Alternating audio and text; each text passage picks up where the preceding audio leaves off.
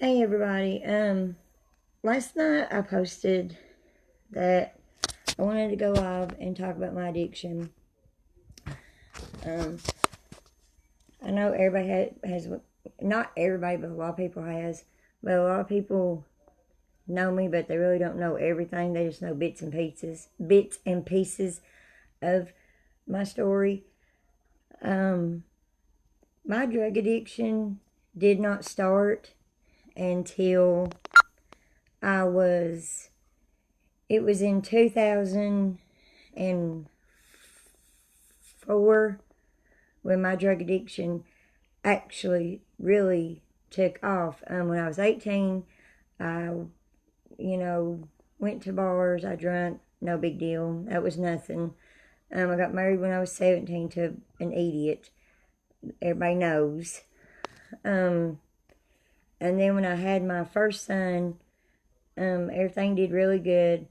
But my pills and everything really took leap and took a problem when I was 20 years old, I guess, when my drug addiction really started. Um, but 2004 is when I really hit the high level of went from doing pills to snorting cocaine. Um, I'm not proud of what I did, but I did it. I'm not gonna lie. I was pregnant with my third son all through his pregnancy, or all through my pregnancy when I did my cocaine use. I'm not proud of it. I'm ashamed now of what I did, but at the time I wasn't, because the only thing I was really worried about was me. I didn't care about nobody but me. Um, my mom and dad has raised my kids. They did an excellent job with them because I was putting my drug use first. My mom has had all three of my kids. She's raised all of them. Her and my dad has done an excellent job with them. She had Todd since he was, I think, like a month old. Maybe, I'm not for sure. Can't really remember. She's had Joseph. I call him Jojo, we all do. Since he was, I forget how old he was. I had Christopher in '05, and by the grace of God, he was okay, but he had to stay in that little incubator thing because where I did cocaine with him all through my pregnancy. Then my trouble with the law started in '06. I went to jail. That's when I started getting felonies in '06.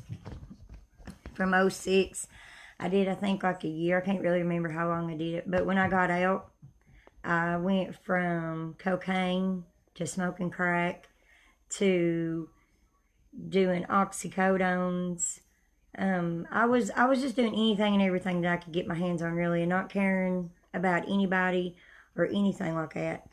My family would always beg me to stop. I've even had officers, when they took me to jail, they'd be like, Brandy, we know this is not you. Well, let us help you.